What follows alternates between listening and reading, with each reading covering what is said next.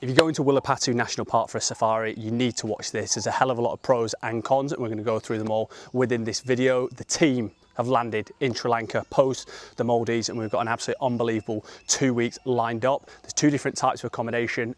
Eco Palm with the team where we're staying. There's the more luxurious, the bougie, the glamping style, and there's also the more budget friendly. So we've done one night in each to show you what they're both like, and then we're going to talk you through a safari and all the things within that. Still en route to 1,000 subscribers. If you could do me a favour, hit the button down below. Let's get cooking. Accommodation options. Number one, we're in a big game, which works out as £14 per person per night, and you get yourself one of these lovely little 2-room tents. The King looking absolutely majestic at the front over there. You can pay extra for breakfast, depending on obviously what time you get here. It is $10 for breakfast, which was absolutely ruthless. This little coconut roti, had this little mango pressed juice, loads of fresh fruit, omelettes, all that good stuff in the mixer, and just a beautiful setting. And yeah, let me give you a little tour inside. Hopefully Emmy's on cue to let us into our humble abode. But yeah, 2 little seats out here, and there's like 9 different tents knocking about. But yeah, it's a super quiet setting, and yeah, definitely more relaxed one that we're used to.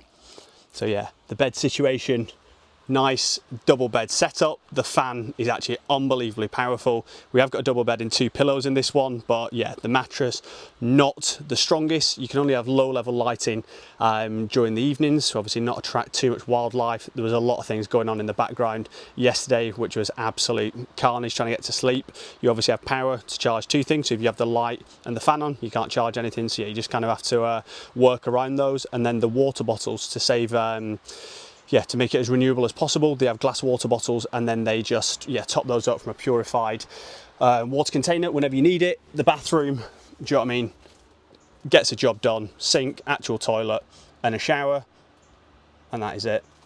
£14 a night, can't complain at that. And yeah, let's show you the slightly more expensive one right about now. Accommodation option number 2. This is the meme, you versus the guy she tells you not to worry about. Massive 3-section bad boy here. So this works out as £118 per person per night, but I think for the value and what's included in it, it's definitely worth it. So I'll give a little bit of a breakdown. Obviously you get this nice little living area, some extra lamps, a little bit of art, you know what I mean, the things you love to see, and then a separate room for the bedroom at the back.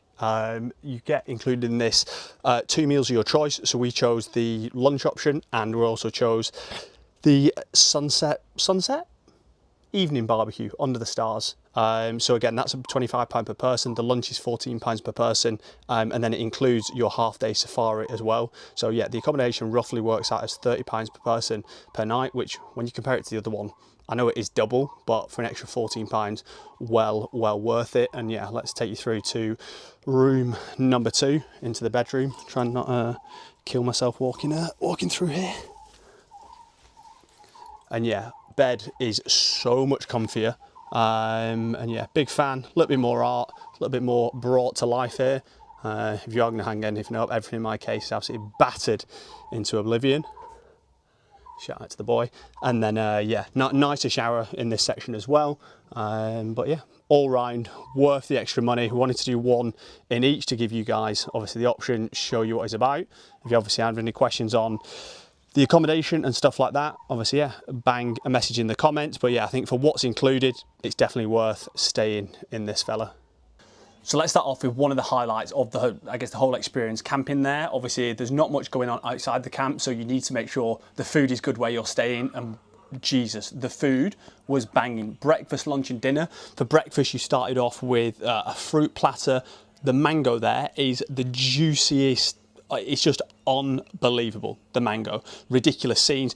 Obviously the bananas, all that good stuff. There's a fresh pressed mango juice, and then they did omelettes to order. So lovely little setting, looking out into the bush, and there's a lake in the distance. So that was obviously top draw to kick off the day. Lunchtime was a step up as well. So we started off with a little buttermilk chicken number, went on to a pumpkin soup, and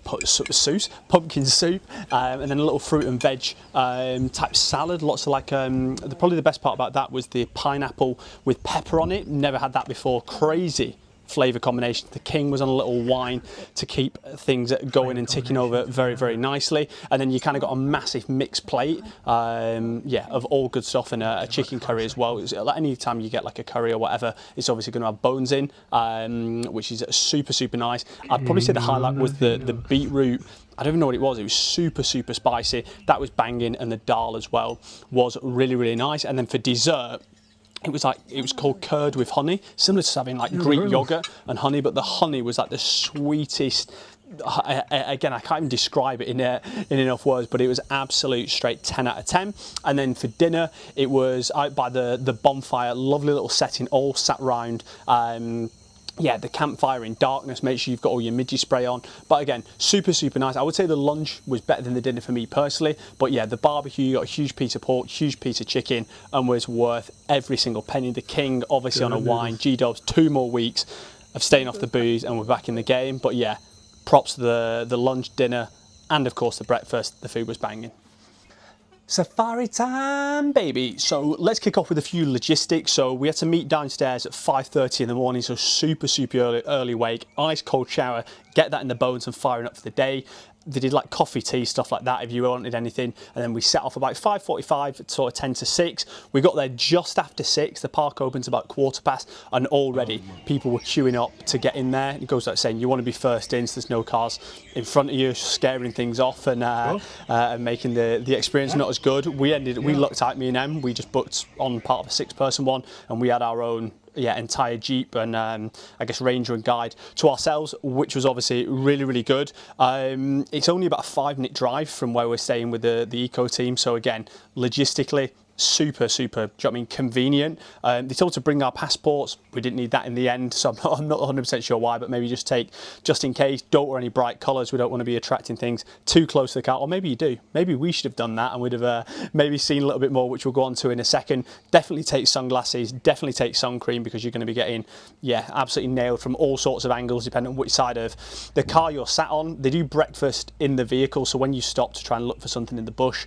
at some point you get given like a little box sandwich. There was an egg in there, and they get, again, a big fruit platter. It is really misty in the morning from about 6 till 7, so again, I would probably advise taking a jumper or a long sleeve top or something like that, because it was a little bit chilly at the start, and I was in shorts and t-shirt. Again, you're not going to freeze to death, but if you want to make your morning a little bit smoother, that's the thing to do. And then, yeah, as you kind of go in there, you're winding through just the dense jungle and bush, which is obviously quite hard to see things. And then there's different areas where that all opens up, and then you're seeing either grasslands or like huge lakes. There was one man-made lake and lots of sort of natural lakes in there as well. It is very difficult to see the animals because of the dense bush, so you have got to be on a sort of high alert and looking for that. And then also I'd wear sunglasses, because a lot of the time when you're going through the dense bush, there's things flinging towards you, like off the trees and stuff off the front of the car, so obviously protect the old eye worries. And the other thing to note as well, probably don't drink too much water or coffee in the morning, because we went in about 6 AM. There wasn't a toilet stop until 8:30, so something to be aware of when you've got a bladder the size of a squirrel like myself. But let's get into what we saw. If you do any research on Wilpattu, like myself and the King did, you know you're going to be going there for 3 reasons.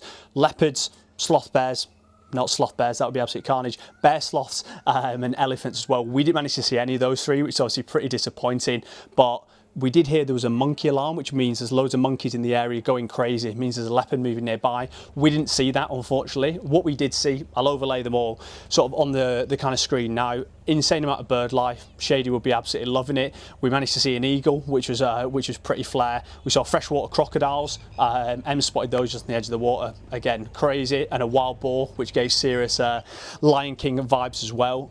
I would say one day there is absolutely fine. Stay in the glamping pods, it's worth the extra £20–30. Have the dinner under the stars, have the amazing breakfast, get that whole safari type feel, but you don't need 2 days there. I think there's better ways to spend your time. If you do stay with Eco Team, I would go for room 5, because you're right next to where you can get Wi-Fi in your pod, and don't get room 1, because that's right where the sunrise people meet in the morning. So if you're not on the sunrise trip, you're going to be getting woken up at 5 AM, which is not what you wanted to do. Me and Em were looking for a safari which is not the busiest. We wanted to go somewhere a little bit more exclusive, a little bit more secluded into the wilderness. And I think within that, there's a reason other safaris are a lot busier. It's the dense populations of elephants or whatever the animals are. So personally, I would say if you're going to do one safari, I'd probably look at one near Sigiriya for the elephants, or down at Yala down in the south, would be my opinion. But again, if you're going to do multiple and you want to see a leopard, then you're probably going to have to chance it and go up to Wilpattu.